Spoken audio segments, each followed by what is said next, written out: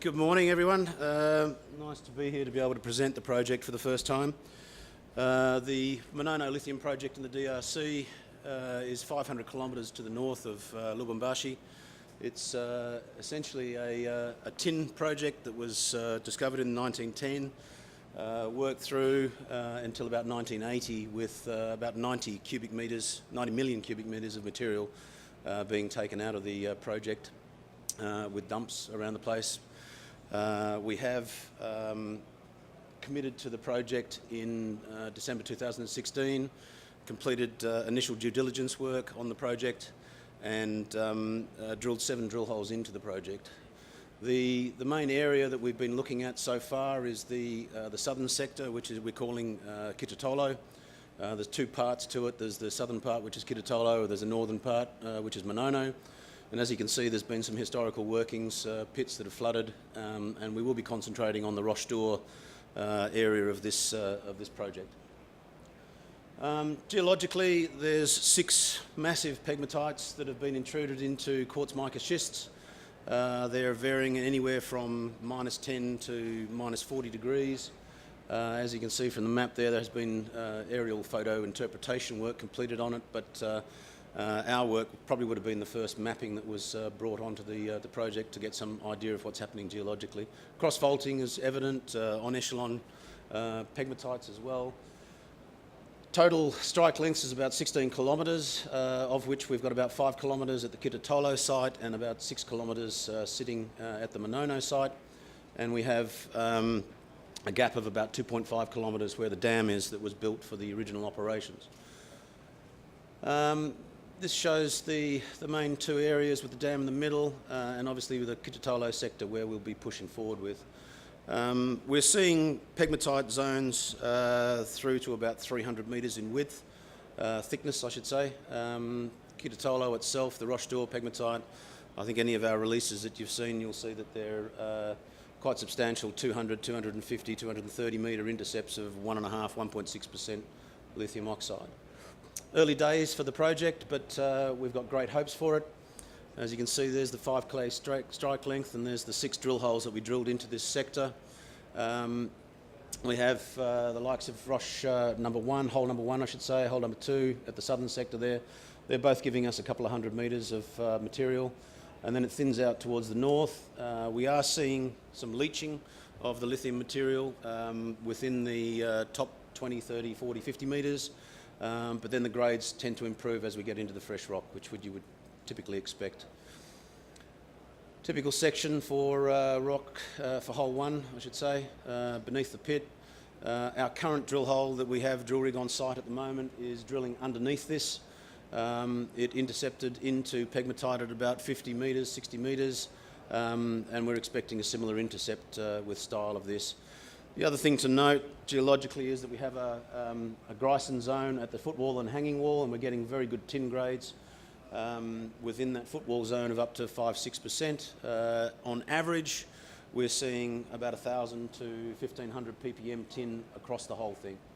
So significant credit to us at the end of the day when the production side of thing comes into play. This is hole 2, very similar to hole 1. It's a plain vanilla pegmatite. Unfortunately, it's not going to give any shakes with metallurgical problems. We believe it's very simple. There's no quartz core. It seems to be homogeneous all the way through, and spodumene seems to be the only lithic element carrying mineral. In the north, it's a little bit of a different case. This is the Manono sector.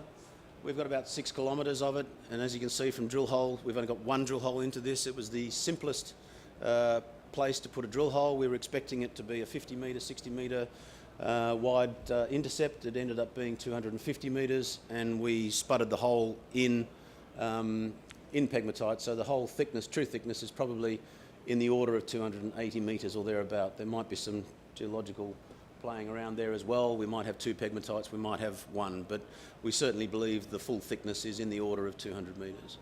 If I just go back to that slide, you'll also see there at the southern sector there going towards the lake, the dam, we've unearthed additional pegmatite within the area there, within the dam wash wall, and we've got some samples out of that which we can elaborate on in a minute. Set of results and rock chip sampling. So essentially we've completed rock chip sampling, channels sampling over the pegmatite. These are the results that we've got so far. So essentially Roche d'Or and Kitatolo, the Carrier de l'Est project in the north, will be the two target areas that we're going to be doing our resource drilling on. Exploration target for the entire project is 1 to 1.2 billion tonnes. It's somewhere between 1.25 and 1.5% lithium oxide with additional tin and tantalum credits. Historical findings from the Belgian government when they did some work on the project were interesting for us. There's a little bit of metallurgical test work, but they produced a concentrate from the pits of a 6.8% lithium concentrate, I should say, not oxide, using basically the heavy media separation tables and spirals. Size of the spodumene crystals, as you can see in the bottom right hand side there, is substantial, and they are some of the smaller ones. We are seeing crystals up to 3 metres long and 30 centimetres in thickness. We've done some initial characterisation test work to find out exactly what we're dealing with, or not exactly, but to give us an indication, just from the first round of drilling at Roche d'Or. And we've concentrated, as I've said, we're concentrating on Roche d'Or because it's the simplest one. We're finding that it's essentially homogeneous. Spodumene's the main mineral, and any detrimentals that we have in there, like fluorine, phos and iron, are all quite low. We're expecting the iron to drop down as we produce a concentrate. We haven't done any of that test work yet, but we've got sampling being done, undertaken, and we'll be putting some more samples through the lab fairly soon to give us an indication of what we can get out of it. Infrastructure for a project of this size in the Congo is obviously of concern for us. We believe that we can get around it. We have the hydro schemes within the country, which is the main source of electricity within the country, I should say. Pianamwanga is about 80 kilometres to the southeast of us. It's an historical hydro scheme that was about a 32 megawatt system. It's been ransacked back in the 80s, no longer operates, but we've had several groups go into that and assess it and see what they can do. They believe that they can get it up and running again, possibly up to about a 64 megawatt system for anywhere between $40 and $75 million, depending on which company you speak to. The secondary source of power for us will be generators, obviously. Now, with regard to further infrastructure, the travelling or overland transport, at the moment, the road from Manono back down to the Lakasi, Kolwezi, Lubumbashi road is not in very good shape. We've a joint venture partner who owns 10% of the project, who is organised the Chinese investment group under the Belts and Bridges scheme. They've just committed $300 million to doing up the road, so we will have a brand new road in a few years' time, tarmacked all the way from Manono back down to the Lakasi road. That will obviously make life easier for us. At the moment, we're taking about a week to get heavy vehicles up, about 3 days to get light vehicles up during the wet season. Dry season's a different thing. It probably cuts by about 75–100% of that time, so we're back down to 1 or 2 days at the most. At the moment, people are shipping copper and cobalt out of Lubumbashi, Katanga province quite easily through to several ports, Durban, Dar es Salaam. So we don't think we're going to have any issues with that down the track. As you've probably seen from the announcement that came out in Australia today, a gentleman by the name of Rhett Brands has come on board with us. Rhett's a very well qualified engineer, and he's going to be starting the feasibility work on infrastructure for us. He was responsible with Moto Gold Mines and Tiger Resources in country, so he's got a very good affinity with the country, pragmatic person, and we hope to get those sort of results back out within 6 months preliminary. We're setting ourselves a heavy schedule.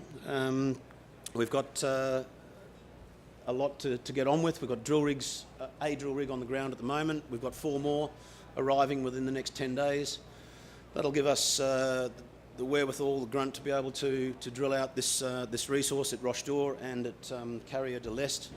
We expect that will probably take the order of 6 months.